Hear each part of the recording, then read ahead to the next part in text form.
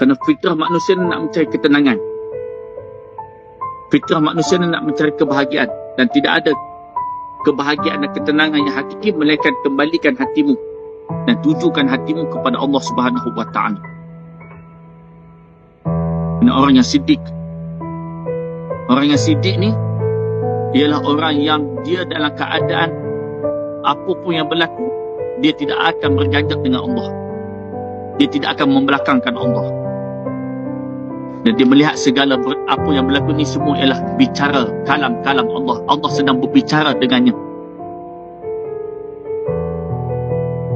Oleh kerana itulah Ayahanda Walid selalu sebut, akal kita ni perlu dimerdekakan. Akal kita ni perlu dipandu dengan wahyu. Akal kita ni perlu dipandu dengan Al-Quran, lensa Al-Quran. Jadi orang yang akalnya sentiasa dipandu dengan Al-Quran, dia melihat apa yang berlaku dalam hidupnya ini, semuanya ini dia melihat pada sudut pandang Al-Quran. Dia melihat semuanya dari konteks, dari sudut Al-Quran. Jadi kebahagiaannya, tempat yang hakiki tidak lain di akhirat nanti. Kejayaan nanti, kesenangan yang hakiki bukan kesenangan sekarang. Dan ujian yang berat bukan ujian di sini, ujian yang berat ujian di pada masa nanti.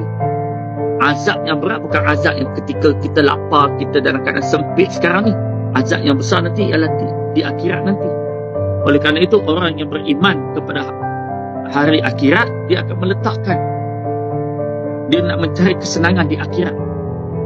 Dia bukan mencari kesenangan di sini. Dia mencari kesenangan di akhirat, di tempat yang kekal abadi.